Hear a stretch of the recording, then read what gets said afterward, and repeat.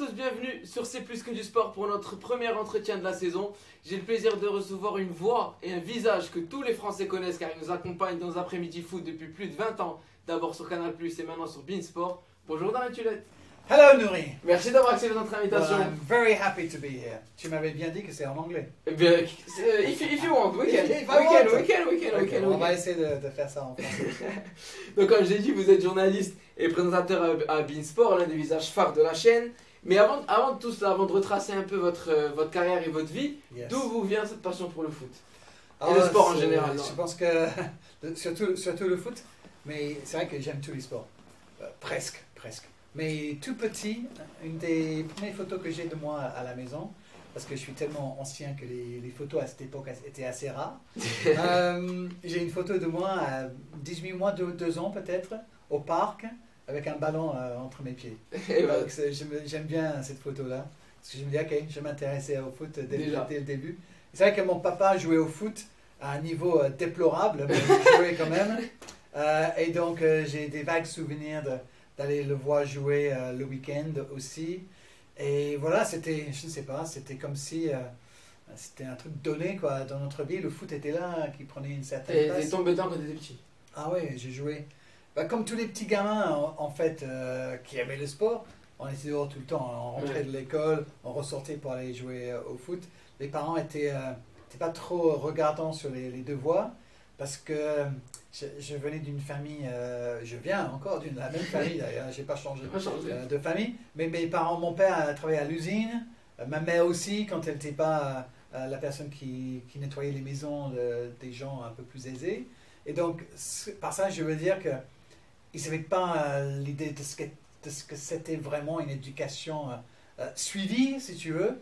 Donc oui, ils voulaient qu'on réussisse à l'école, mais c'était pas derrière nous à dire est-ce que tu as fait tes devoirs, qu'est-ce que tu dois faire pour l'école demain. Ouais. Donc nous, non, il n'y a pas de devoirs.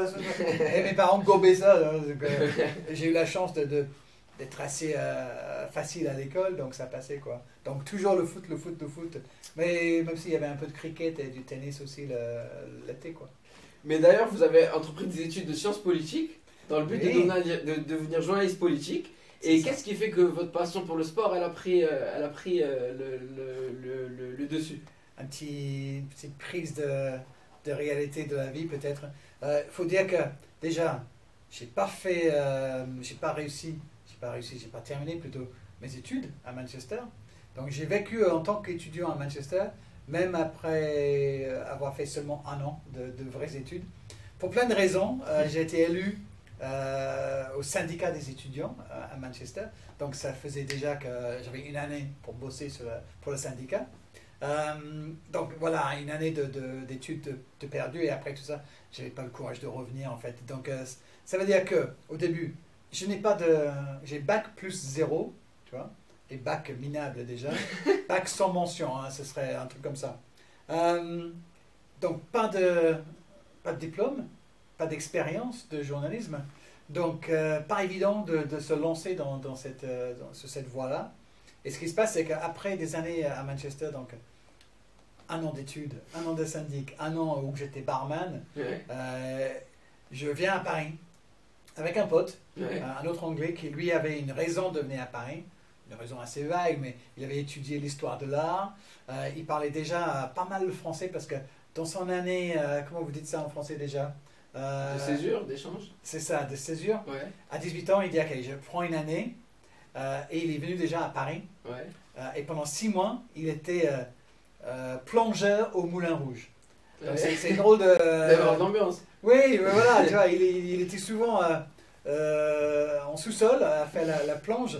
Mais il disait de temps en temps, il avait le droit de remonter les escaliers et regarder les jambes des jolies filles qui dansaient sur scène. Et donc il avait un petit peu, il y a un livre de George Orwell qui s'appelle en anglais Down and Out in Paris and London.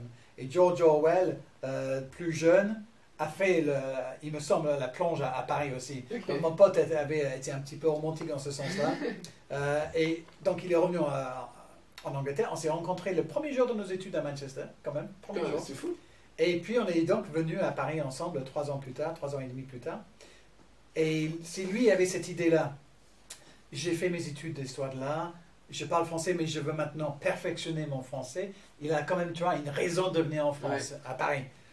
Moi, ma raison n'existait pas, en fait. C'est parce qu'il m'a dit, bah, t'as qu'à venir avec moi si tu sais pas quoi faire. Il a rien de mieux. Bah, ok, on y va. Et moi, je parlais pas français. Du tout. Donc, tu vois, il faut sauter en avance maintenant.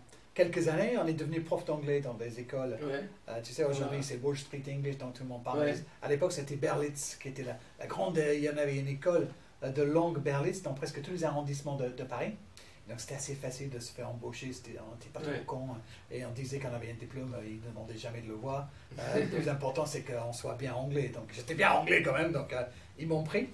Et le truc, c'est que 5-6 ans plus tard, je raconte toute ma vie pour la première question. 5-6 ans plus tard. J'avance au fur et à mesure. Et c'est la fin. Merci beaucoup d'avoir regardé. 5-6 ans plus tard, j'avais entre-temps rencontré une Française qui allait devenir ma femme.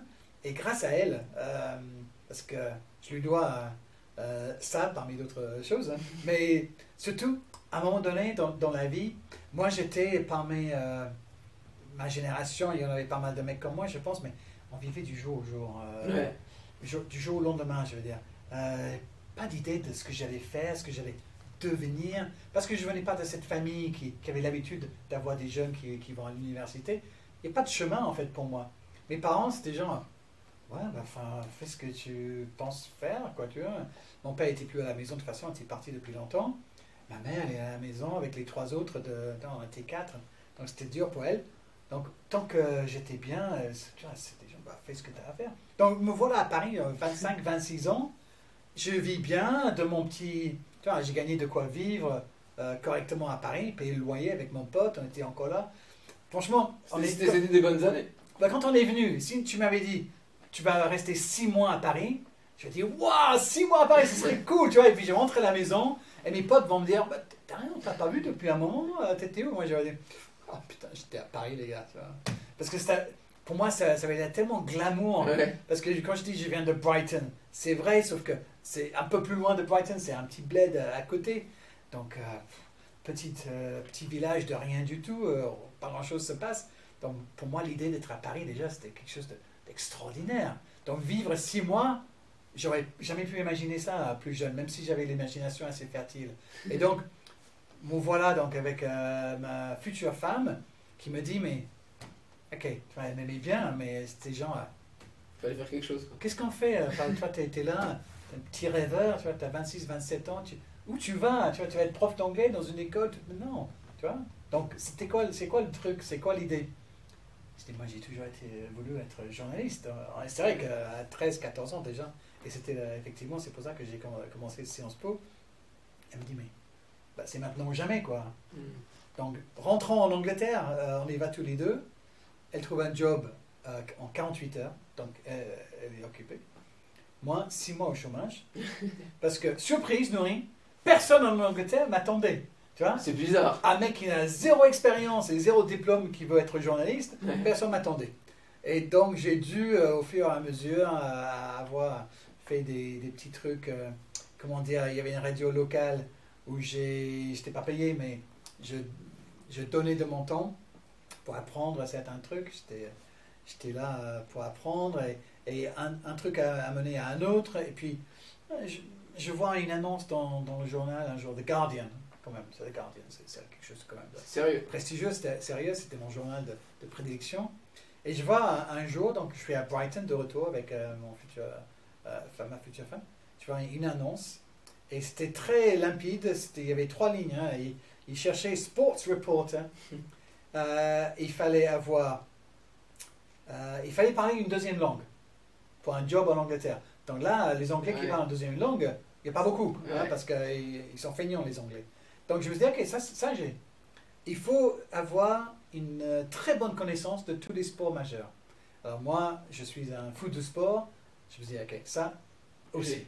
Le 3e, c'était minimum 2 ans d'expérience. Je dis, ok, je n'ai pas ça, mais 2 sur 3, c'est déjà pas mal. Et donc j'y vais. J'invente un CV, plus ou moins. Mon nom quand même était correct. Mais je taille le CV par rapport à l'annonce, c'est ce qu'il faut faire. De toute façon, on m'avait dit, la première fois de ma vie que je vais vraiment me présenter pour un vrai job, quoi. Sans le prof d'anglais, je toque à la porte, t'as un diplôme, ouais, tu vois, à quel tu commences lundi. Bon, c'est pas la même chose. Là, c'est quelque chose de sérieux. C'était pour Bloomberg à Londres. Et donc, pour revenir sur ta question, d'il y a 3 heures maintenant, la question pourquoi c'était plus la politique mais le sport, je me suis rendu compte entre-temps la place que le sport prenait dans ma vie. Déjà, pour jouer, parce que j'ai pratiqué pas mal de sport, mais aussi à regarder. Parce que il y a certains matchs que je dois regarder, et certaines courses cyclistes que je ne peux pas rater. Et en France, justement, j'ai été très content de découvrir l'équipe. Et c'est aussi comme ça, grâce à l'équipe que je commence à comprendre mieux le français, parce que ce que je lis, même quand il y a des mots que je ne comprends pas, je peux deviner parce que je connais le sport. Ouais, donc je vois le sens, donc ça m'a vachement aidé. Et donc après 4, 5, 6 ans à Paris, cette idée de devenir journaliste après tout ce temps grâce à ma future femme, je me suis dit il faut que ça soit dans le sport alors. Il faut que ça soit dans le sport parce que tellement ça me dévore du temps. Au moins si je peux me faire payer pour cette passion, travailler là-dedans, ce serait énorme, quoi. Ce serait le rêve. Donc c'est comme ça que je me présente pour ce job de sports reporter à Londres. Et malgré la concurrence, parce que le gars qui me reçoit à Londres, quelques semaines plus tard, donc il me dit « Ok Darren, sois le bienvenu, take a seat. » Et il m'explique que suite à cette annonce dans le Guardian, nous sommes une centaine pour le poste. Et je dis « Ah, il y a combien de jobs ?» One. J'ai failli me lever tout de suite pour dire « Ok, bon, laisse tomber, tu vois, j'avais la voix. » Et puis, tu vois, il doit y avoir des gars qui méritent, tu vois, ce poste, et c'est pas moi, quoi. Mais bon, j'ai joué le jeu et je t'épargne les détails, mais j'ai eu le job. Et c'est comme ça que c'est lancé, quoi. Et je vais revenir sur presse écrite, hein, presse écrite. Et je vais revenir sur le prof d'anglais. Yes. Parce que je vois un parallèle entre le fait de donner des cours et le journalisme.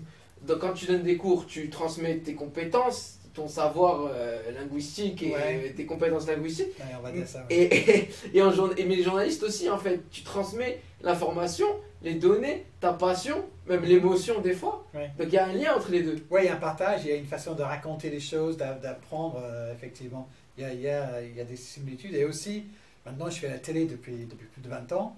Là, il y a encore plus de similitudes parce qu'être prof, même chez Berlitz, souvent, on était one-to-one, comme ça. Ok. Donc, parfois, c'est plus facile d'avoir 25 personnes dans une salle. Parce que tu lances un truc et bon, ça va prendre du temps et tu peux, tu vas pas te reposer, mais il y a un peu de temps. One-to-one, dans un cours de langue, il faut être en forme, il faut avoir un peu de peps. Quand tu as un petit groupe, tu es un petit peu l'animateur. C'est comme si tu es sur scène. Enfin, c'est comme ça que je l'ai vécu. J'étais celui, et moi, vous avez compris un petit peu, j'aime bien être sur scène. Quand j'étais petit, j'ai toujours fait partie des pièces de théâtre que faisait l'école, tu vois. Je me portais toujours volontaire pour ça. J'aimais cette idée-là, j'aimais bien. Je suis l'aîné donc de 4 enfants, donc j'étais aussi the entertainer, celui qui racontait des histoires, qui faisait des blagues, qui faisait rire. Je me reconnais pas mal en tant qu'aîné à faire l'animation. Ouais. Ah ouais, c'est ta famille aussi. J'ai un seul frère, pas 3, mais il est plus discret que moi en tout cas. D'accord, voilà. Mais parfois c'est ça, hein, l'aîné, parfois c'est le petit pour exister qui fait des blagues et tout ça, mais moi j'étais un peu comme ça. J'aime raconter des histoires.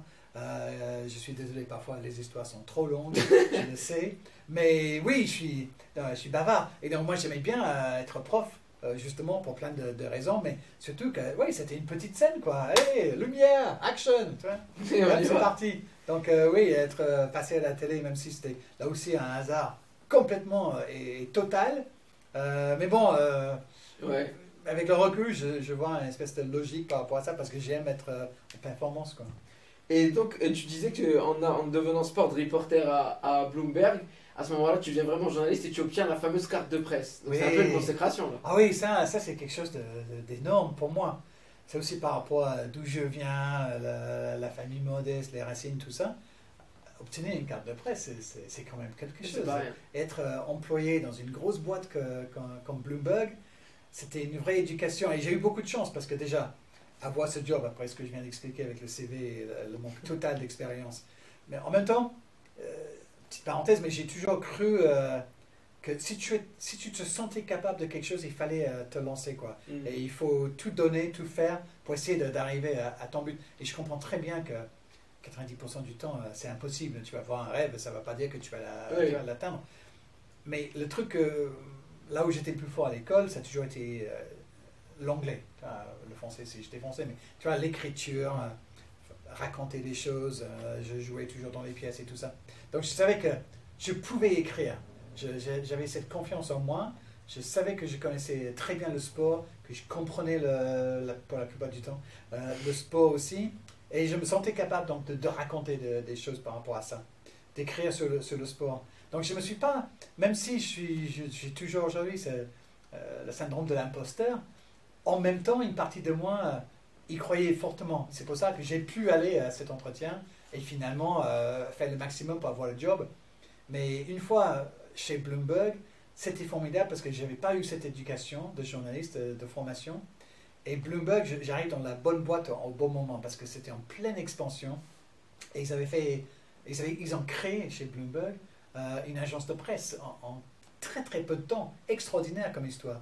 Et leur façon de faire aussi à Londres, où j'étais embauché, ils avaient pris des grands journaux en Angleterre, quelques gens, des rédacteurs en chef importants, et ils les ont entourés de plein de jeunes, comme moi, qui commençaient un petit peu dans le métier.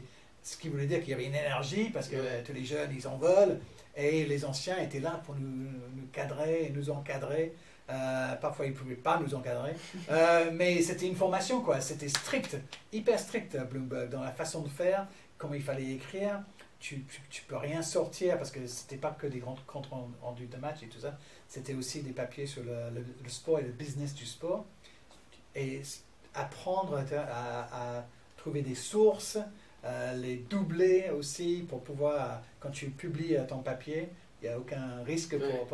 C'était vraiment une belle formation pour moi. Et pendant plusieurs années, d'abord à Londres et puis à Paris, je suis devenu journaliste grâce à cette formation et tous ceux qui m'ont entouré, qui m'a permis aussi donc d'avoir cette carte de presse et sentir enfin que peut-être que je le méritais, quoi. Et après 1 an et demi à Londres, vous demandez votre transfert dans les bureaux de Paris. Et là, vous couvrez 2 Coupes du Monde, 2 championnats d'Europe, Roland Garros, le Tour de France. Là, c'est un poste parfait pour un passionné de sport en général comme toi. Fabuleux. Incroyable. Génial. Effectivement, c'est comme ça que je l'ai vendu, le transfert. Parce que, pour la petite histoire, ma femme était enceinte. Et anglophile et anglophone qu'elle était, et surtout à cette époque-là, je l'ai fait visiter à l'hôpital anglais à côté de là où elle habitait. Et tellement elle a eu peur, il faut absolument qu'on rentre à Paris pour avoir le bébé, parce que c'est pas possible. Le système de sécurité sociale en Angleterre, c'est presque catastrophique aujourd'hui. Et il y a 28 ans, c'était déjà en train de s'effondrer. Donc, oui, j'ai dû aller demander un transfert. Mon boss immédiat n'était pas trop chaud, parce que j'ai dit, mais tu sais, je l'ai vendu en disant, bientôt il y a la Coupe du Monde à Paris, et moi j'ai plein de contacts. Pas du tout. Mais bon, j'ai habité à Paris pendant 6 ans, je connais plein de gens. Bon, je pouvais parler français, donc je savais que je pouvais appeler des gens, mais je connaissais personne dans ce monde-là. Mais je l'ai vendu comme ça. Oui, la Coupe du Monde, ce serait pas mal d'avoir quelqu'un sur place, préparer tout ça, et puis le gars il me dit, oui, mais c'est dans 18 mois, j'ai pas besoin de toi à Paris demain, quoi, tu vois. Peut-être dans un an tu reviens. Mais je dis, mais toi, il faut que tu comprennes, ma femme elle est enceinte, on va y aller de toute façon. Il me dit, je suis désolé, mais c'est vraiment pas le bon timing pour moi. Et donc je suis allé aller voir le big boss. Là, j'ai pris le risque, parce que de ça, dans ma tête, s'il ne m'accordait pas le transfert, j'allais partir de toute façon. Le plus important, c'est le bébé et la femme, quoi. Même si ça aurait été horrible de perdre le job. Mais bon, c'était plus important. Donc je prends le rendez-vous avec le big boss. C'est génial, c'est là, parce que le big boss, c'était pas seulement le boss de tous les journalistes, c'était le boss de toute l'opération à Londres. Donc 350-400 personnes. Ah oui. Donc, tu vois, et il recevait au premier étage, dans un énorme open space, comme tu as rarement vu. L'immeuble était tout flambant neuf, magnifique. Bloomberg investissait, c'est une boîte extraordinaire. Et donc lui, il était au milieu de cet open space. Pas dans un bureau fermé, au milieu. Et devant son bureau, un espace ouvert comme ça avec des canapés où les gens, c'était comme une salle d'attente, mais au milieu de tous ces bureaux. Donc il y a plein de gens qui bossent tout autour. Et je suis à quelques mètres. Et tout d'un coup, Lex, le big boss, il explose. Et il était comme ça, tu vois, les gens avaient peur de lui. Ouais. Il explose, il dit ah putain, tu vois, en anglais évidemment, Ouais. il dit fucking journalists, j'en ai marre de, tu vois, bon, Chris, il dit ah t'as qu'à va-t'en, tu vois. Donc le mec, tu vois, quelqu'un de solide, il se lève, les gens s'en va comme ça. C'est à moi maintenant. Je viens d'entendre tout ça. Et j'en ai le cul, tu vois. Tu vois, je suis là, putain, si je pouvais me creuser un trou, je vais disparaître, tu vois. Je suis là comme ça. J'entends une voix. Darren! Tu dis, ouais, yes!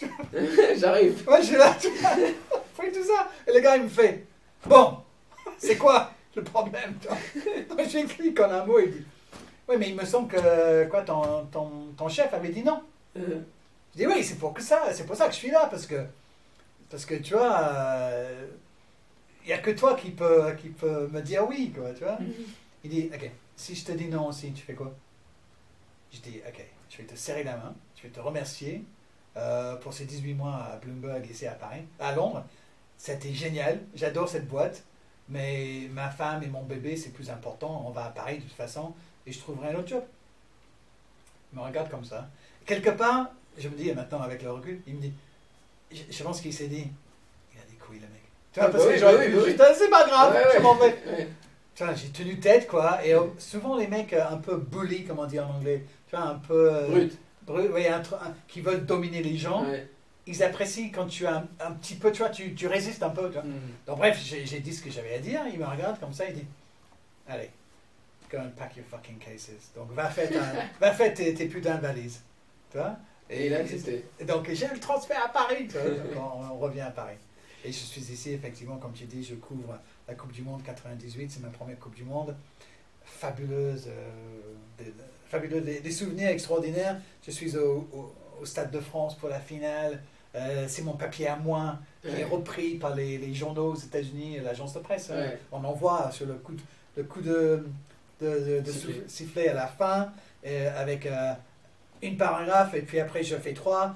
C'est ça, agence de presse, tu vois, tu écris. Et après tu descends et tu as des citations, et tu reviens, tu fais un autre papier pour le lendemain. Waouh, on a terminé très tard avec mon patron qui était là, qui m'avait pardonné entre-temps d'être transféré à Paris. Et tous les deux, on a terminé très tard, on a pris le dernier bus UEFA pour aller sur Paris. Et c'était un moment de joie et de communion extraordinaire. Le bus sur la périphérie ne pouvait plus avancer.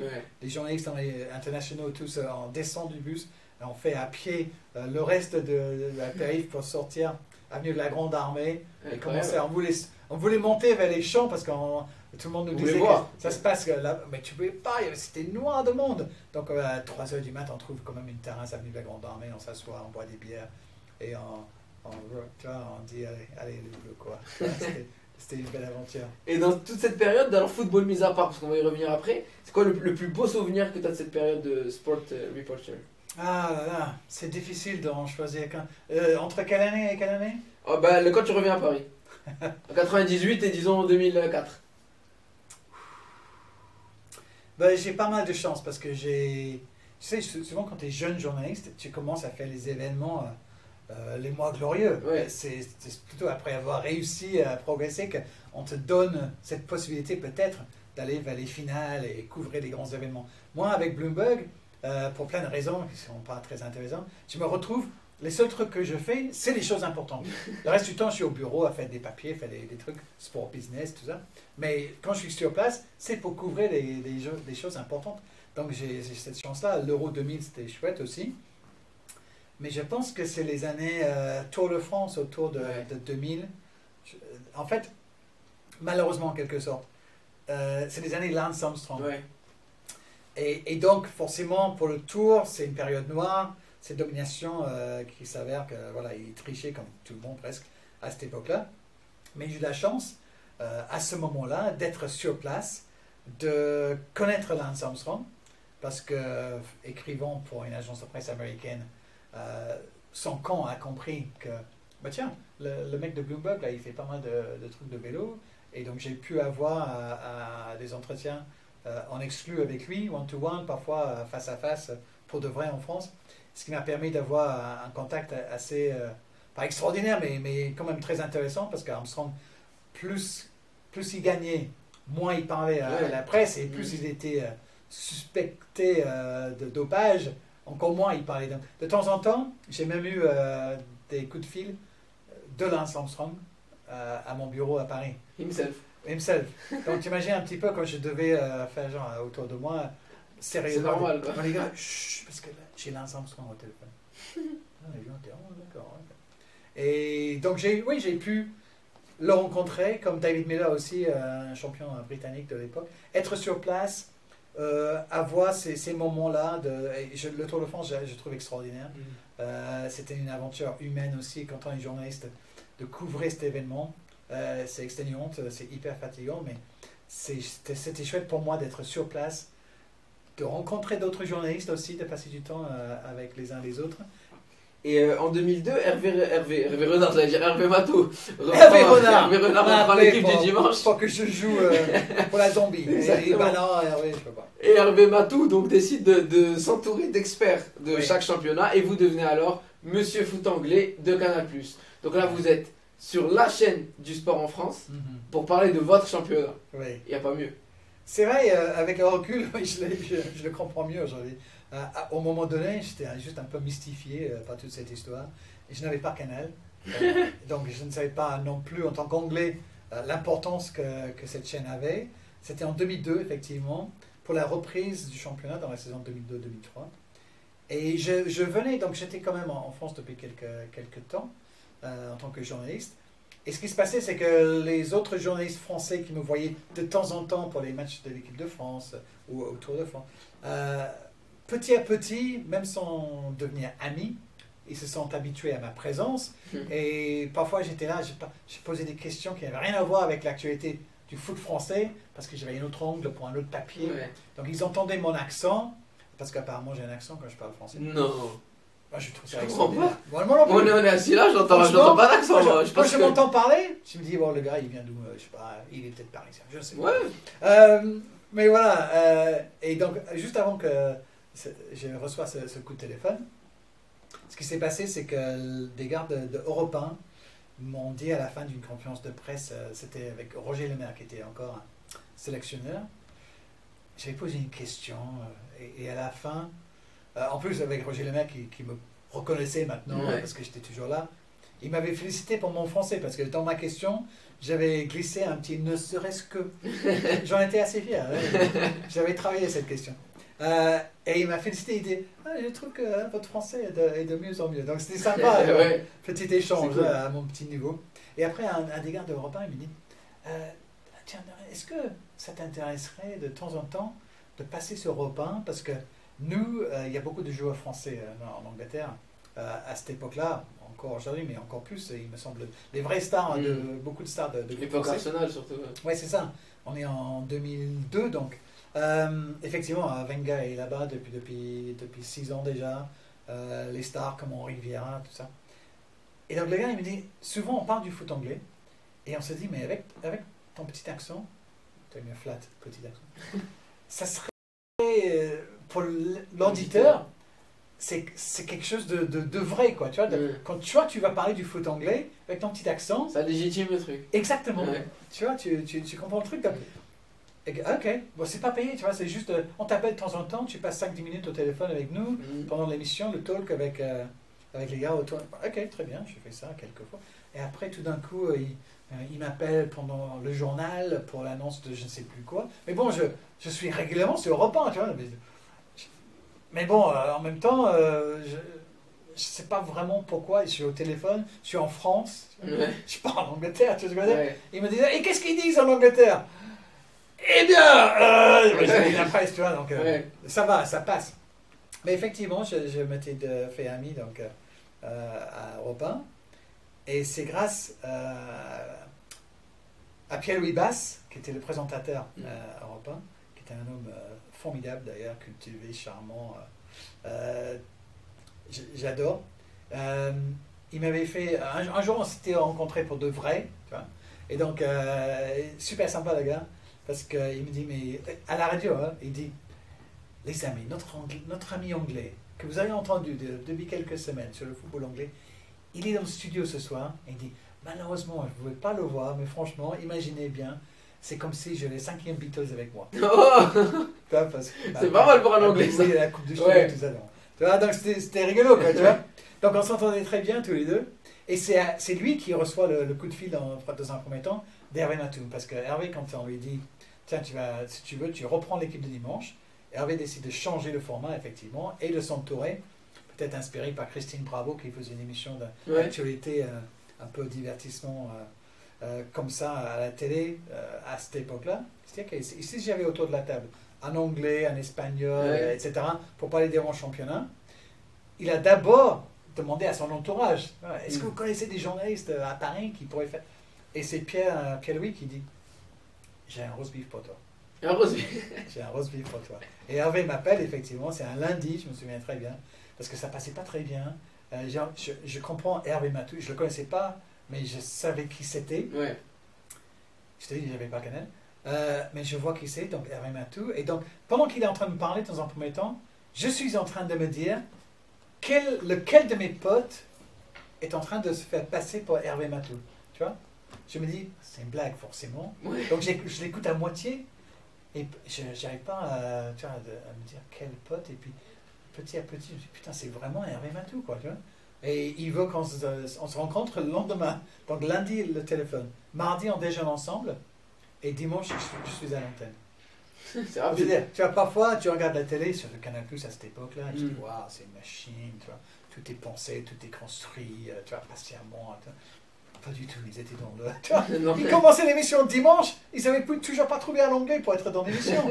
Donc, il n'y a pas de test, tu vois. Ouais, il y a rien de. Ouais, parce que c'était genre, tu peux venir dimanche? Ouais, bah, ok, et ça commence comme ça. Et on y va. Je suis à la télé, je passe à la télé.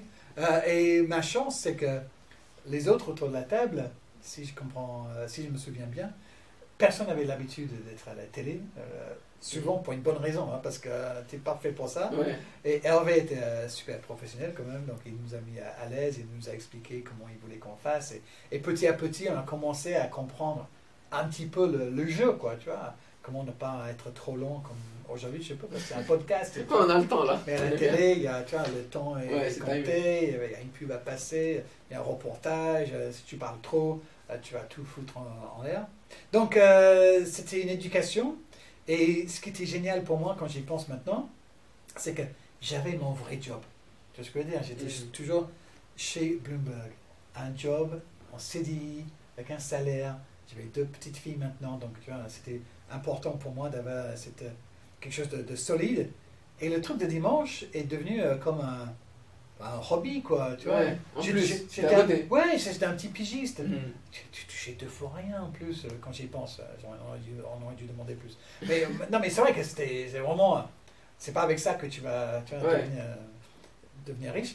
Mais c'était un truc en plus. Et donc, quelque part, ça m'a permis peut-être au début d'être très léger par rapport à ça. Il n'y avait pas de pression. Ouais. Si ça marchait pas... C'était pas vital. Non, il n'y avait pas la pression de du dire, tout. si je me fais virer, c'est fini. C'est ça, c'est ça.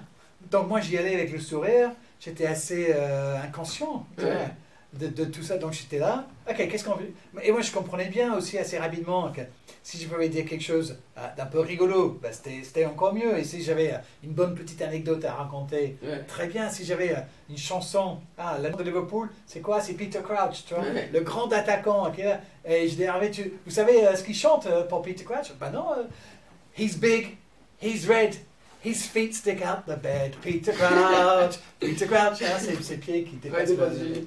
Donc, des petits moments comme ça, je comprenais, tu vois, je suis pas con, et je comprenais que pour la télé, c'était intéressant d'être court, précis et avoir un peu d'humour.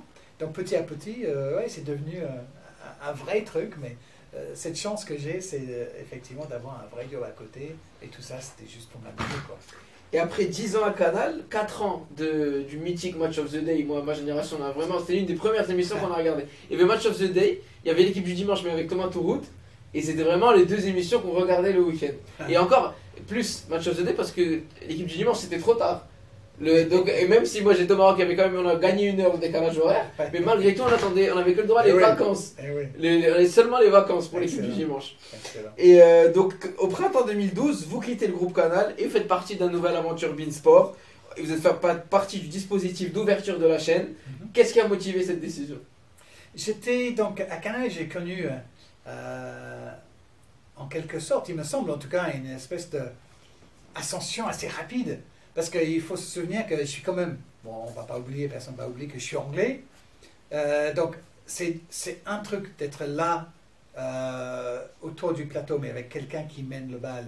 Et je réponds à quelques questions et je raconte deux, trois histoires. Et je décris les buts d'un match. On maîtrise assez rapidement ça si on est dans ce métier-là. Mais de là à devenir présentateur, dans un premier temps, oui, Match of the Day, Fabulous Sport avec Isabelle Moreau et tous mes amis de cette époque-là. Dans un premier temps, je suis un peu l'anglais rigolo qui a le droit de faire des petits trucs, des petits projets. Après, c'est oui, bah, écoute, profitant du football anglais, qu'est-ce que tu peux nous proposer? Donc, effectivement, je suggère Match of the Day. Parce que avec un Z, pour ceux ouais, qui c'est ça, c'était mon idée. J'aurais dû le copyright parce qu'ils ont toujours ça sur le canal. Mais pourquoi pas. Mais c'était parce que, ouais, par rapport à l'émission mythique de la BBC. Donc, je commence à faire de plus en plus de choses et je présente des trucs, ce qui pour moi, c'était encore un peu irréel. Ouais. Je pense toujours à un moment donné, ce truc d'imposteur. À un moment donné, quelqu'un va me dire, bon, écoute, Darren, c'est bon, ça suffit maintenant, tu vois, retourne, tu vois, va faire ce que tu faisais avant, parce que là, c'est bon, tu vois, l'aventure a assez duré, quoi. Mais non, j'étais encore là. Et donc, en 2012, j'ai quand même à une place très intéressante où je peux présenter des émissions, mais aussi, je suis assez réaliste et tu vois, je comprends que maintenant, j'avais donc ma petite place. Déjà, j'avais vraiment fait des bons en avant.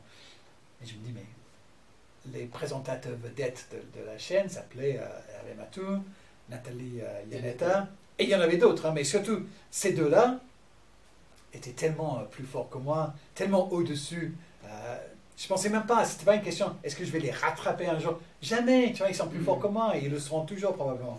Donc je me dis, quand j'entends qu'il y a une nouvelle chaîne qui arrive, le timing était bon pour moi. J'étais peut-être arrivé au plus haut de mes compétences à ce moment-là, en tout cas, ça c'est sûr. Et à part rester sur le football anglais et ne faire que ça, j'aurais pu. Et parfois ça me manque, certainement. Mais bon, le truc c'est que c'est pas que j'avais fait le tour de la question, mais j'avais fait tellement de jolies choses et j'ai eu tellement de bonnes expériences. J'étais quand même assez lucide pour comprendre, comme je disais, qu'au-dessus de moi, il y avait des gens beaucoup trop forts, beaucoup plus forts que moi, et que donc cette opportunité était au bon moment pour moi d'aller vers quelque chose d'autre. Et Charles Bietri, qui est venu me proposer tout ça, a bien vendu le projet en disant, voilà, c'est chouette d'être au début d'une nouvelle aventure. Lui, il savait de quoi il parlait. Il était là au début de Canal+. Et en plus, il pouvait me proposer de présenter des soirées Ligue des Champions, de présenter Wimbledon, des choses que j'allais jamais faire à Canal+, tu vois, peut-être 10 ans plus tard. Mais là, c'était tout de suite, là, tu viens chez nous, tu vas présenter Ligue des Champions, tu vas présenter Wimbledon, tu vas faire plein de choses, enfin, tu vois, c'est une aventure, et qui sait qu'on va faire? Et on a plein de droits, viens avec nous, je t'embarque, et puis tu es un leader, quoi, tu vois, et donc ça, évidemment, c'est flatteur. Et Charles, c'est quelqu'un, quoi, c'est un monsieur. Donc je l'écoute et il me donne envie. Le timing était bon et voilà, c'est pour ça que j'ai changé. Et puis, bon, c'est vrai que c'était un peu chaud dans un premier temps parce que Canal+ n'aimait pas que les gens quittent la maison. Oui. Comme si, tu vois, on entend parler de c'est la famille Canal+, c'est bullshit. Non, et ça, si je dis un truc important dans cette conversation, c'est de ne jamais penser que ton employeur te considère comme de la famille. C'est un job, les gars. Tu vois, à un moment donné, toi, tu donnes de ton temps, tu fais ton mieux pour ton employeur. Si à un moment donné, tu peux aller voir ailleurs, parce qu'il y a quelque chose de plus intéressant, que ce soit au niveau intellectuel ou au niveau pépette, ben, tu y vas et tu n'as pas à rendre des comptes ni à être sali dans la presse, ce qui m'est arrivé quand même à Canal. Oh, Darren, c'était le patron du sport hein, dans l'équipe. Darren abandonne les abonnés en pleine saison. Oh, les pauvres abonnés. Ouais. Comment ils vont faire les pauvres abonnés? Ils ont été abandonnés par un journaliste. Quoi? C'est n'importe quoi, tu vois. Donc c'était un peu... Il y a eu des moments un peu chauds par rapport à ça. Mais bon, c'est loin tout ça maintenant. Mais le timing était top pour moi. Et donc, je suis parti pour cette nouvelle aventure.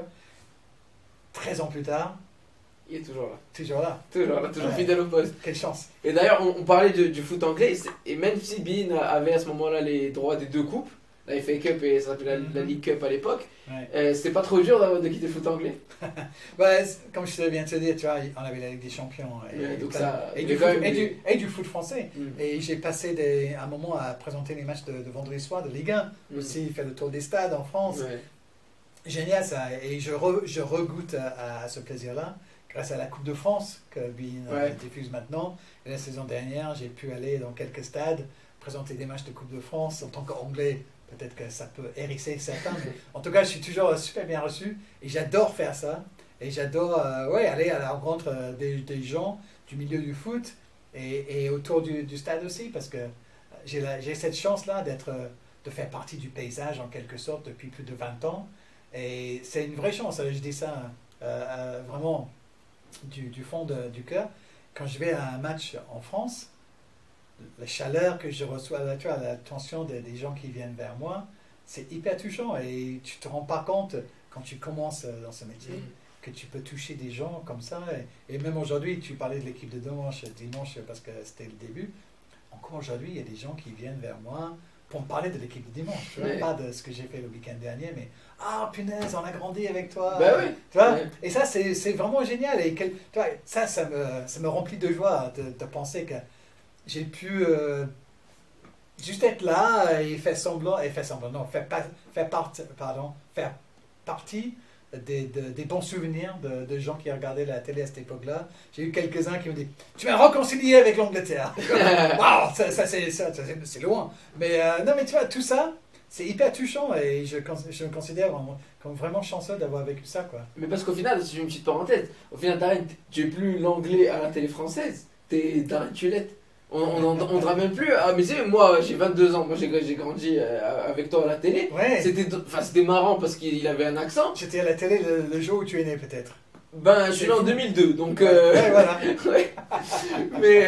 Mais en fait, c'est pour ça que les gens. On parlait de famille tout à l'heure, mais les commentateurs et les présentateurs, les journalistes, surtout présents depuis aussi longtemps, vraiment vous accompagnez les gens. De la petite enfance à maintenant je suis assis à côté de toi. Moi j'aurais jamais cru ça il y a encore quelques années, c'était impossible. Et au Maroc, même au Maroc, parce qu'on regarde Canal plus France et même Bein, on regarde beaucoup Bein France, tu es très très connu au Maroc. Et même tu vois au Maroc, les gens connaissent Darren Tulette. C'est rigolo. Et ben c'est le monde mondialisé. C'est fou, mais c'est vrai, le pouvoir de la télévision, de l'image, c'est ça. Et quelque part, c'est aussi parce qu'à la télé, je pense que quelque part, après toutes ces années, les gens, ils te sentent quand même, tu vois. Donc ça me flatte aussi parce que ça veut dire que les gens, tu vois, pour la plupart, ils m'aiment bien. Ils viennent vers moi, ils sont chaleureux. Et c'est aussi la chance de travailler dans le sport parce que si on travaillait dans, je ne sais pas, dans une autre branche du journalisme, dans la vie politique ou quelque chose comme ça, peut-être que les gens, ils sont moins tendres avec nous. Là, c'est du sport. Quand tu regardes un match de foot, si je suis là pour du foot anglais ou du foot européen ou n'importe aujourd'hui, la Coupe de France, si tu regardes déjà, c'est parce que tu aimes le foot, tu vois. Donc, tu as un a priori assez positif.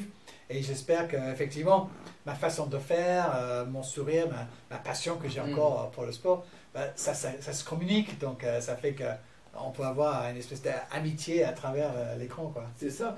Et d'ailleurs, pour revenir maintenant sur Bein, depuis 2012, et sans discontinuer, Bein, ils ont les droits de tous les euros et de toutes les Coupes du Monde, ce qui permet de couvrir les plus grandes compétitions et d'assister à des moments qui, sans le savoir, vont devenir gravés dans toute l'histoire du sport. Et on dira, mais c'est Darren Tulette qui a lancé ce match, ou qui était à l'après-match, ou qui a eu l'interview dans son émission de cet acteur-là. C'est de la folie. Ah, c'est vrai. Et pour revenir sur les souvenirs de Bein Sport, il y a des moments très forts comme ça, dont les gens m'en parlent, effectivement. L'Euro 2016, c'était en France.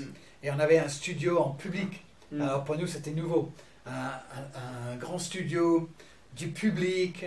Je présentais, Alex Ruiz présentait l'avant-match et le match, et puis je venais derrière pour faire le debrief de tous les matchs du jour, avec un casting de consultants extraordinaires, parce qu'en plus des gars chez nous, comme Luis Fernandez et Omar Da Fonseca et Marcel Desailly, etc., tous ceux qui étaient déjà chez nous, on a eu cet été-là des Vieri, Ruud Gullit, Arsène Wenger, comme consultants, parfois tous ensemble sur le même plateau. Et moi je suis là. Ouais. Sois le bienvenu dans le Club Euro, tu vois, au l'Euro Show. Moi c'était l'Euro Show. Ouais. Donc on fait tous les ans, c'est fabuleux. Et j'avais avec mon équipe, tu vois, cette idée de finir la soirée avec le quiz. Donc on avait lancé à cette époque-là, et plein d'autres émissions ont fait des quiz après. Ouais, dont une qui est pas mal en ce moment. Mais c'était fabuleux parce qu'on avait le public. Et on avait, tu vois, il y avait de la mauvaise foi sur le plateau. Les mecs, ils essayaient de tricher. Luis Fernandez allait vers tout le monde juste avant d'aller sur le plateau pour dire vous avez vu les réponses pour les questions? Les mecs, ils veulent gagner le quiz, n'importe quoi. Mais souvent, c'était une façon de finir l'émission en disant, en revenant sur les moments forts de la journée, tu vois, des petits trucs comme ça. Qui a marqué le premier but de cette troisième journée de l'Euro, tu vois? Vous venez de le voir, les gars. Ah merde, c'était le mec, le tchèque, là, comment il s'appelle? Donc voilà, et quand je pense à ces moments-là, Arsène Wenger qui faisait le devant le public, il disait Arsène Wenger. On n'avait jamais vu comme ça, tu vois. Donc c'est des moments forts, et c'était pareil pour la Coupe du Monde en 2018, parce qu'évidemment l'Euro 2016, ça se termine avec la déception pour l'équipe de France. Mais la Coupe du Monde 2018, gagnée par les Bleus, on a un reporter sur place, pour pelouse, des images extraordinaires, tu vois, des scènes de joie et tout ça. Et oui, après le coup de sifflet final, ça revient sur le plateau, et c'est moi, petit anglais, qui dit Ladies and gentlemen, la France est champion du monde. Et le public, la folie comme ça, et tout le monde s'éclate, et on garde l'antenne. Et c'est aussi ça, le truc de Beansport qui est différent par rapport à Canal. Parce que Canal, c'est pas que le sport. À un moment donné, tu dois rendre l'antenne, tu vois. Tu dois, bon, arrêtez les gars, tu vois, il y a un film qui arrive. À Beansport, on a cette chance, par moment, de pouvoir se dire, on va jusqu'au bout de la nuit si on veut. Et une nuit comme ça, c'est Samuel Olivier, Clément Grèce sur place à Moscou. Vous êtes encore là, les gars, vous êtes où? Ah ouais, on est dans les couloirs, on a quelqu'un, tu vois. Génial. C'est la fête en direct. Ouais, c'est ça, la fête en direct. Avec tous les gens qui étaient là. Ça, c'est des moments forts quand même, de ce qu'on a pu faire sur BeIN. Et cerise sur le gâteau, cela vous permet de suivre aussi les Three Lions. Oui, très près. Oui. Alors, l'histoire récente me fait te poser la question, est-ce que c'est pas trop dur? Parce que souvent bien placé, jamais vainqueur. Ouais, et par moments, je dois me distancer de tout ça et être réglé par ma tête et pas par mon cœur. Parce que forcément, lorsqu'on est anglais, on a l'habitude d'être déçu. Non mais tu vois, 1966, c'est la seule fois que l'Angleterre a gagné une grande compétition. C'était la Coupe du Monde à la maison. Donc depuis, oui, on a eu l'Euro en Angleterre, l'Euro 2000 qui était en 2021, l'Euro 2020 qui a été retardé un an, et l'Angleterre va en finale. À Wembley. À Wembley en plus. Et avant le début du tournoi, je ne sais pas si tu es au courant de cette histoire-là, mais on fait un peu de promo dans la forme d'une espèce d'émission de télé pour les journalistes qui regardent et qui peuvent faire un papier sur la couverture de Beansport pour l'Euro. Je suis sur un plateau. Arsène Wenger est en direct de Londres. Ouais. Et je trouvais que, on faisait le job, mais c'était pas... Ça manquait quelque chose. Ouais, ça manquait un peu d'épices. Donc je suis à l'affût d'une occasion de pouvoir sortir une grosse connerie ou quelque chose de drôle, faire rire les gens et tout ça. Arsène commence à dire, parce qu'on lui pose la question sur les favoris pour cet Euro et tout ça, et Arsène, très sérieusement, commence à dire, moi je sens bien l'Angleterre, cette fois-ci à la maison. C'est vrai qu'on venait de faire une demi-finale à la Coupe du Monde. Ouais. Mais je me dis, ok, c'est là, je vais... Arsène, j'ai eu la chance de travailler avec lui beaucoup à Beansport, parce que c'était notre consultant, et il y avait un moment où presque tous les mois on se voyait pour faire un entretien pour le groupe Beansport. Et donc on se connaissait très bien, il me faisait confiance, donc je savais que je pouvais faire des conneries, dire n'importe quoi. il n'allait pas être, tu vois, Vexé. ou quoi que ce soit. Et il me connaît assez bien pour savoir que j'en rigole, quoi. Donc je lui saute, je dis, Arsène, pardon, je te coupe, mais je ne sais pas ce qu'on te met dans ton Darjeeling là-bas, du côté de Londres. Mais je te rappelle, je me permets de te rappeler que l'Angleterre n'a rien gagné depuis 66. On est toujours là, on pense toujours qu'on va aller jusqu'au bout. Mais de t'entendre, toi, dire que l'Angleterre va gagner l'euro, mais non, c'est plus fort que moi, c'est pas possible, Arsène. Faut pas dire des choses pareilles. Et tu vois, on rigole et tout ça. Il se dit, ok, voilà à quel point je suis convaincu que l'Angleterre ne va pas gagner l'euro. Ok? Voilà à quel point. Si l'Angleterre gagne l'euro, en direct sur le plateau ici à Beansport, je vous ferai tondre les cheveux. Tondre ou teindre? Tondre. Ah, tondre. Ah oui, c'est bien en plus. Tondre. Donc tu vois, et je me dis, oh, c'est un petit bonbon pour les journalistes qui regardent et ils veulent dire, ah, tu vois, tu l'aides cet idiot, il va se faire tondre les cheveux si jamais l'Angleterre gagne. Sauf que l'Angleterre avance. Quelques semaines plus tard, me voilà sur le plateau. C'est le jour de finale de l'Euro. Et puis l'Angleterre qui marque en premier. Alors, au tout début en plus. Ouais, en tout début. Donc là, je suis tout près de perdre tous mes beaux cheveux, tu vois. Et autour de moi, la coiffeuse avait expliqué à tous les Marcel et tout ça qui étaient là, avait expliqué comment faire. Ils allaient se mettre en ligne. Et chacun, et chacun allait faire une ligne comme ça et puis donner le tendeuse à l'autre. Ça aurait été trop drôle. Ça aurait été un moment de télé. Ouais. Mais heureusement, pour moi, l'Angleterre perd. Quoi? tu vois ce que je veux dire? L'Angleterre aurait gagné, peut-être que j'aurais accepté de perdre mes cheveux pour ça. Et maintenant sur BeIN, on vous retrouve chaque samedi au rythme des grandes affiches européennes. Alors, et comment tu arrives à maintenir cette flamme du football qui, on a l'impression que de saison en saison, de week-end en week-end, moi j'ai l'occasion de le voir d'un peu plus près, de match en match, tu as la même envie, la même passion d'accompagner tes spectateurs, d'aller de l'Allianz Arena au Bernabeu, à Mestalla, au Camp Nou, partout. Ouais. Mais quelque part, c'est parce que c'est la beauté du football aussi. Même si 9 fois sur 10, on se dit que le Real Madrid va encore gagner ce week-end, il y a toujours cet espoir que quelque chose va se passer qui va être nouveau. On va avoir dans ce match un moment de magie. Tu vois, c'est toujours ça qui nous pondait. On est là à espérer toujours quelque chose de formidable. Et donc, oui, on peut vivre des matchs un peu stériles. On peut malheureusement, ça arrive évidemment de présenter un 0-0 qui n'est pas très divertissant. Mais d'autres fois, et c'est pour ça que je garde cette passion, c'est comme tous les gens qui vont au stade chaque week-end, même si ton club n'est pas très bon en ce moment, tu y vas, c'est peut-être ce week-end. Peut-être qu'on va voir un truc là, et de temps en temps ça arrive quoi. De temps en temps, il va y avoir un truc dont on va jamais oublier. Et donc, c'est cet espoir-là. Je suis aussi quelqu'un qui voit toujours le verre à moitié plein. Donc j'ai toujours cette attitude assez positive. Et puis aussi, c'est aussi la chance que je reconnais avoir d'être là, quoi, tu vois. Et de dire que ça, c'est mon travail.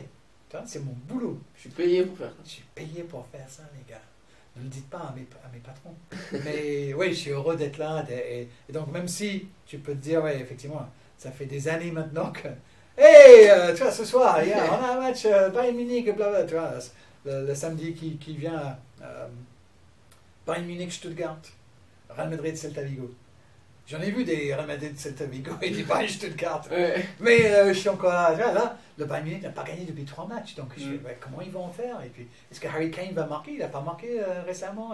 Est-ce qu'Olysée va continuer à briller avec le Bayern? Et quid de l'entraîneur Vincent Kompany? Est-ce que c'est l'homme de la situation? Parce que quand on gagne en tant qu'entraîneur, tout va bien, mais quand on ne gagne plus, tous ceux qui sont sur le banc, il y a tellement de stars du côté du Bayern, tu vois, ça va commencer à être compliqué. Bref, pour tous les matchs, pour tous les scénarios, il y a plein de possibilités. Il y a toujours trouver un angle par lequel... Ouais, il y a toujours quelque chose qui me donne envie d'être là et qui me donne envie de partager ça avec les téléspectateurs. Et d'un point de vue plus personnel, c'est pas dur à gérer au niveau vie de famille, devoir travailler beaucoup le soir, devoir travailler le week-end. On est obligé d'adapter un peu nos vies et nos familles à ça. Oui, c'est vrai. Aujourd'hui, je suis à un âge où mes enfants sont grandes et donc la question ne se pose plus. J'ai la chance d'être à l'aise par rapport à tout ça. Mais c'est vrai que c'est un métier, journaliste sportif, que ce soit télé ou presse écrite ou radio, n'importe.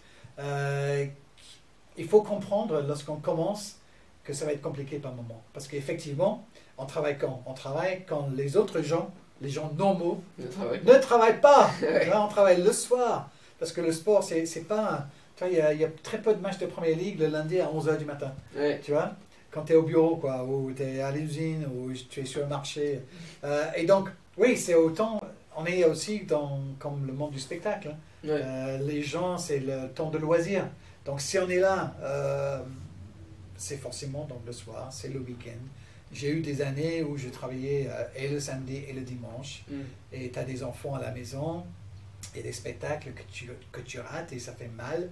Parce que moi, je suis quelqu'un qui a toujours été très proche de mes filles alors qu'elles grandissaient. Et ça me fondait le cœur par moment de ne pas être là. J'étais à la Coupe du Monde pour Bloomberg, mais en 2000 en Asie, Corée du Sud et au Japon. Une expérience humainement et journalistiquement formidable. Mais j'étais absent de la maison pendant presque 5 semaines. Et j'avais 2 petites filles. Et c'était compliqué. 2002 évidemment. Mais être absent, ouais, ça peut être compliqué. Et on peut avoir une famille compréhensive, mais on demande beaucoup de compréhension quand même. C'est clair. Et c'est aussi lié au fait que c'est un métier de passion. Quelque part, c'est encore pire pour la personne qui reste à la maison. Ouais. Parce que, ok, tu vas travailler, je comprends. Mais putain, tu t'amuses un peu trop. Tu vois, tu vois, parce que comme je disais, oui, c'est un travail. Mais on est heureux d'y être. Oui. Et quelle chance, tu vois, on va au travail tous les jours avec la banane. C'est terrible, tu vois. Et ça, parfois, ça peut ajouter une couche de pression. Et c'est pas facile. Dans ce métier-là, je pense qu'il y a plus de divorces, de séparations, de problèmes en famille que dans la plupart de la société, effectivement. Et pour vous accompagner chaque week-end, plusieurs consultants se succèdent à chaque fois sur le plateau. C'est important d'avoir un bon rapport, une bonne entente avec chacun d'entre eux. Ah oui, mais c'est hyper important. Il faut une complicité. Et ça se voit à l'antenne. Ça m'est jamais arrivé d'être en plateau avec quelqu'un que je n'aimais pas. Mais évidemment, tu fais ce que tu peux pour connaître un petit peu la personne et être à l'aise. Surtout, mettre à l'aise la personne qui est en face de nous. Maintenant que je suis à la télé depuis 22 ans, quelque chose comme ça, c'est à moi aussi d'aller vers les consultants parce que souvent, c'est des mecs qui sont nouveaux. Oui, c'est pas leur métier. On a quelques-uns qui sont là depuis un moment, ils savent le rythme, ils savent comment faire. Mais régulièrement, on reçoit des nouveaux et c'est aussi à nous, les présentateurs, d'aller vers eux, faire en sorte qu'ils soient à l'aise. Et je pense à ce que Hervé a fait avec moi au début. Il nous a mis dans une condition de confort pour qu'on puisse dire ce qu'on avait à dire sans pression particulière. Et c'est très important, c'est aussi notre job de faire en sorte que le consultant soit à l'aise, il sait ce qu'il a à faire, il sait quand intervenir et comment. Et ce qui nous intéresse en tant que téléspectateur aussi. Moi, je ne veux pas un gars qui dit « Ah oui, c'est un super tir ça ». Bah oui, même moi je sais que c'est un super tir, je n'ai pas été un joueur de haut niveau. Tu vois, j'essaie d'expliquer aux consultants, vous avez vécu que ce soit un joueur de Ligue 2, plutôt Ligue 2, comme Robert Mann par exemple chez nous qui est génial, des mecs comme Damien Perkis qui ont joué en Espagne, en Angleterre, mais peut-être pas, tu vois, c'est pas eux qui font les titres. Ouais. Il a quand même joué pour Betis Séville, il a joué à Nottingham Forest, Damien. Il a joué pour la Pologne à l'Euro 2012. Tu vois. Donc à lui par exemple, quand il était nouveau, je lui ai dit, c'est ce qui est important, c'est que tu arrives de temps en temps à raconter des choses à travers ce que tu as vécu. Tu vois.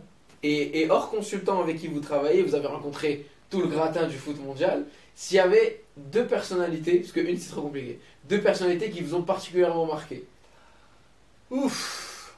J'ai dit 2, c'est pas un, c'est plus simple. Ouais, c'est dur. Bon, Arsène Wenger, on en a parlé un petit peu. Ouais. Ça, c'est quand même un monsieur, et j'ai eu la chance d'être avec lui beaucoup de fois. Des moments aussi en dehors de l'antenne, grâce à une proximité professionnelle qui fait qu'on peut aussi se retrouver après un match d'Arsenal et avoir été invité par Arsène au match. Et après, il recevait dans ce qu'il appelait son bureau. C'était pas un bureau, mais c'était une petite salle de réception. Et après le match, quelques invités se retrouver à boire un verre avec Arsène. Donc une fois qu'il avait fini avec ses joueurs, avec la presse et tout ça, il venait. Et donc je me souviens d'un 1er janvier avec un vieux pote à moi qui est un ami qui date de mes jours d'écolier. On avait 11-12 ans quand on s'est connus.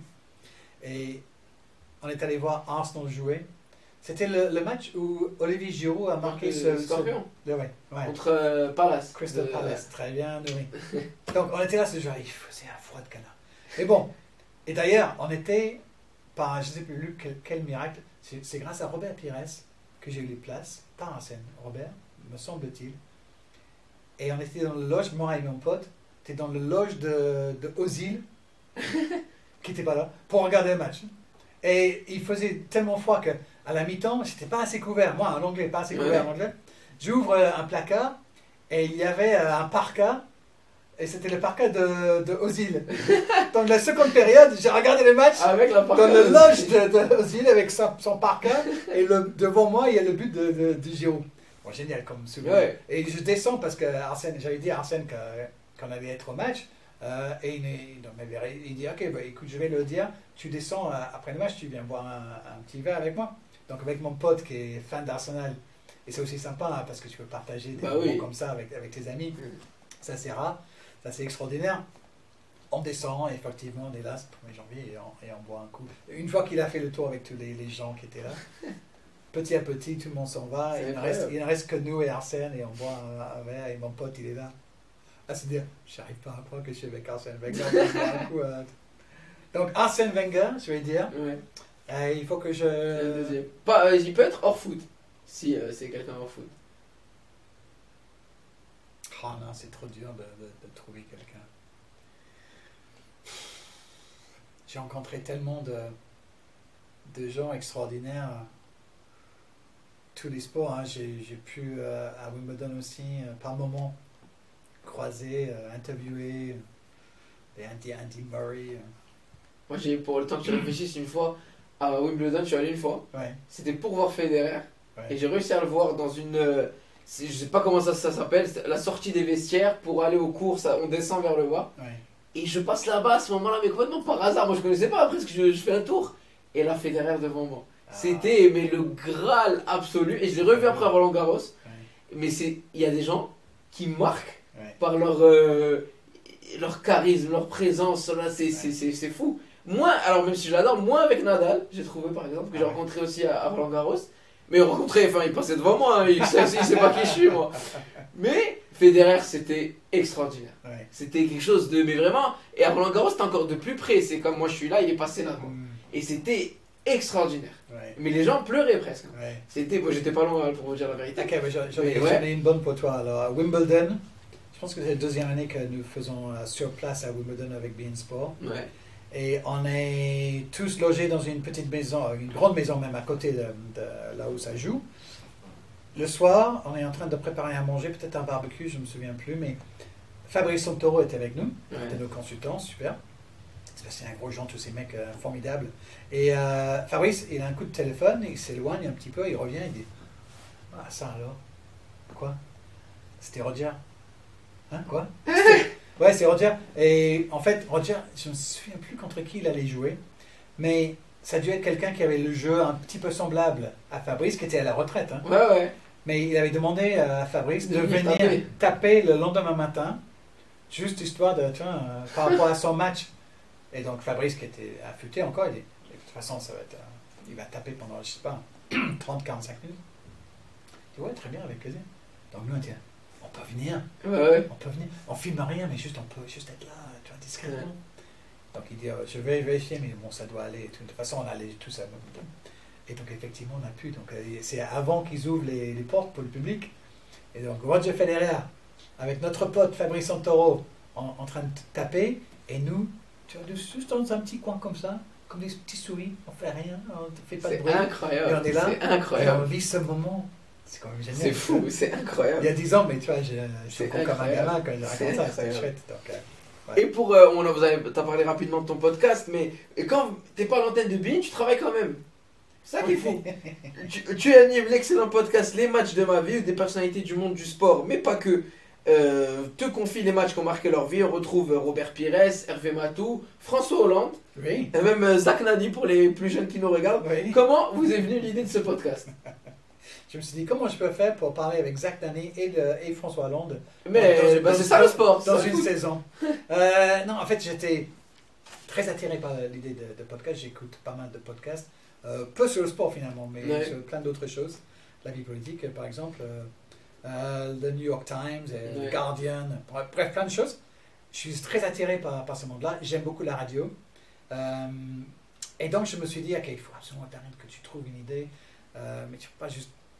Tu veux pas que ça soit un podcast de contenu chaud. Tu vois la différence entre Ouais, chaud et froid. ouais. Ouais, parce que pour vous qui Ouais. contenu chaud, c'est où tu L'actu. fais le lendemain de plein de matchs, tu fais un podcast où tu parles des matchs. Bah, dans quelques heures, c'est mort. Tu vas Ouais. pas, personne va écouter ça la semaine d'après. Tu vois ce que je veux dire? Ouais. Parce qu'entre temps, il y a eu trop d'actualités. Donc ça, c'est un podcast avec contenu chaud. Moi, je voulais quelque chose avec un contenu froid, ce qui veut dire que c'est des histoires, par exemple. Tu racontes quelque chose, et c'est vrai aujourd'hui, comme ce sera toujours vrai dans 10 ans. Donc, tu peux tomber sur ce podcast à n'importe quel moment, parce que forcément, quand on lance quelque chose, même si c'est avec le soutien et l'apport d'une chaîne comme Beansport, il faut du temps pour que les gens ils comprennent accrochent. que ça existe, et puis ils donnent ah bah tiens, tu devrais écouter. Il faut du temps, il faut du temps, il faut du temps. Et donc je voulais cette idée-là. Après, quelle idée? Parce qu'il Ouais. y a plein de podcasts déjà. Et tu sais, en Angleterre, il y a une émission de radio, qui est devenue podcast aussi, évidemment, c'est podcastable. Une émission de radio qui existe depuis 70 ans, 75 ans, peut-être même 80. Ça s'appelle Desert Island Discs. Et c'était à l'origine et toujours aujourd'hui le même format. On te dit à toi, notre invité, de choisir 8 morceaux de musique que tu apporterais avec toi sur une île déserte. Ok. Ok? C'est pas facile, tu vois. Ouais. Mais tu réfléchis, tu fais ta liste, tu viens dans le studio et celui qui te reçoit va te faire parler de tes choix et à travers tes choix, on apprend plein de choses sur toi. Et c'est ce que j'ai pu. Donc, c'était l'idée, tu vois, le début d'idée que j'avais par rapport à ça avec le foot. Donc, je dis, ok, et si je demande à mon invité de choisir les 5 matchs de foot, évidemment, je peux aussi faire ça sur le tennis ou le vélo, ou le rugby plus tard. C'est pour ça qu'il y a les matchs, c'est pas les. Ah ouais, les matchs de ma vie, tu vois. À travers les 5 matchs que choisit mon invité, bah, je vais apprendre à mieux connaître la personne. Et je les encourage aussi de dire, bah, c'est dans l'ordre chronologique, parce que comme ça on peut parler de ta vie. Et j'ai dit toujours, essaie de trouver le premier, que ce soit plutôt quelque chose dans ta jeunesse, dans ton enfance si possible. Et puis comme ça. Et donc ce qui se passe, c'est que ce soit François Hollande, ou Marcel Desailly, ou Zach Nani, ou Vincent Delerme, ou Laure Boulot, ou Nathalie Yanetta, ou Hervé Matou, qui fait partie aussi des premiers invités. Vincent Duluc, formidable conteur d'histoire aussi. C'est chouette parce que parfois je connais très bien l'invité, parfois très peu, et à travers notre conversation, c'est vraiment une découverte. Donc, Nathalie Yanetta qui va me parler de souvenirs en Italie, parce qu'elle vient d'une famille italienne, et d'avoir regardé un match avec sa famille, c'était un Euro ou la Coupe du Monde, je ne sais plus, et je vois exactement, elle est tellement forte à raconter des histoires, mais je suis là à côté d'elle et je vois la famille et les Italiens qui sont tous autour de la table. Il y a un match et il y a des pleurs et des tu vois, des émotions qui vont. Et c'est super. Et chacun raconte un petit peu de sa vie à travers ça. Et ça me permet aussi de dire, ah bon, et donc, tu avais 8 ans quand tu as regardé tu vois, c'est le premier match sur ta liste. Alors, tu étais où? Tu as regardé avec qui? Tu vois, et dans quelles conditions? Et ah bon, parce que ton papa était sportif et ta maman, elle faisait quoi? Tu vois? Et là, derrière, souvent, les gens, ils n'ont jamais, surtout si ce sont des sportifs, personne ne leur a jamais posé ces questions-là. Et donc, c'est super intéressant de puiser un petit peu dans la vie de chacun et d'apprendre un peu plus tu vois, de ce qu'on sait par rapport aux grands titres qui a accompagné les carrières de ces gens-là. Donc, oui, j'ai eu des comiques aussi qui sont parfois très drôles quand ils racontent des histoires. Mathieu Madénion, super. Mais aussi, parfois, plus sérieux que les journalistes sportifs, par exemple. Parce que vraiment passionné. Arnaud de sa mère, par exemple, un passionné de foot. Donc quand il raconte des histoires, c'est pas Ah, qu'il le foot, oublie c'est d'être sérieux. drôle. Il parle dans un truc de drôle, il est dans un truc de sérieux, de passion. Et ça aussi, c'est chouette tu vois, Génial, ouais. de constater ça. Donc c'est un vrai moment de partage, c'est tout ce que j'aime. Être dans une conversation comme nous sommes ici en ce moment, nourrie, et de parler de quelque chose qui mon invité, c'est forcément quelque chose qui l'a touché. Chaque match veut dire quelque chose d'important de sa vie, dans un passage, passage sur sa vie. Et ça me permet aussi de me taire, parce que là je parle sans cesse, mais quand je suis celui qui pose des questions, je prends sur moi, Ouais. je suis à l'écoute, j'essaie de ne pas trop rebondir, même si parfois j'ai très envie, et je fais en sorte que la personne à côté de moi est à l'aise pour raconter de bonnes histoires. Et Darren, avant de finir, une série de questions ponctuelles, il faut répondre du tac au tac. Ok, Un très rapide. Le meilleur joueur anglais actuellement.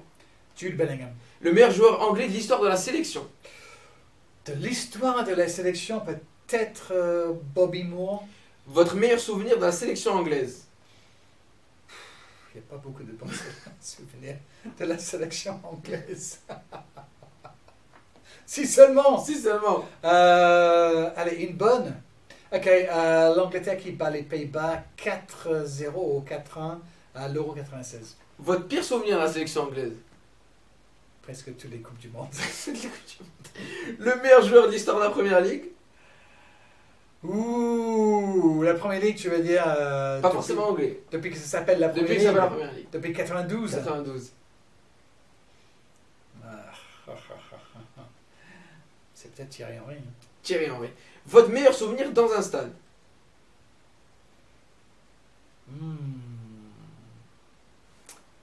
Oh là là, il y a tellement. Meilleur souvenir dans un stade. Allez, je vais, pour éviter de trop y penser, quand j'étais gamin, Ouais. 12-13 ans, et je vais voir Brighton tous les week-ends, avec les sous que j'y gagne en lavant les taxis de notre voisin. Parce que... Génial. Ben non, sinon, ma mère elle ne pouvait pas m'offrir de quoi aller au match. Donc, tu avais la sensation déjà d'avoir gagné ta place en quelque sorte. Parce que tu as bossé, tu vois, 12-13 Ouais. ans, tu bosses, tu as ta place, tu as gagné assez pour acheter ton billet de train, ta place derrière le but, debout, horrible, sans, les conditions dans les stades anglais à ce moment-là, terrible. Mais acheter des frites. Et donc, n'importe quel match de Brighton de cette époque-là, je me souviens d'un un week-end de Pâques, il me semble, quand on a battu Cardiff 3-1. Il y avait 30 000 personnes dans le stade, le petit stade de Brighton. C'était génial, debout derrière le but. Il y a des moments, des vagues, il y a un but et tout ça. Et tu n'arrives plus à remettre tes pieds par terre parce que tu es tellement écrasé par la foule. Donc, allez, on va dire quelque chose comme ça. Le meilleur joueur du monde depuis le début de la saison. Le meilleur joueur du monde depuis le début de cette saison, quelques semaines seulement. Ah, ça n'a pas été un début de saison où les meilleurs joueurs ont vraiment brillé. Hein. Donc, en Espagne, non. Ni en Allemagne. Je vais dire peut-être Haaland parce que Alors. but sur but sur but au début de saison en première ligue. Et enfin, votre pronostic pour le Ballon d'Or. Je pense que Vinicius va gagner. Ouais. Est-ce qu'il doit gagner? Ouais, je suppose que si je devais voter, Ouais. probablement je voterais pour lui. J'aurais bien aimé voter pour Bellingham si jamais l'Angleterre avait fait un petit peu mieux. Et pourtant, on est en finale. Bah ouais. On est en finale. Bah oui. Oh, on est en finale. Mais sinon, j'aurais voté Jude. Quoi. Eh bien, merci beaucoup Darren d'avoir accepté mon invitation, c'était super. Avec grand plaisir, Noé. À la prochaine sur C'est plus que du sport.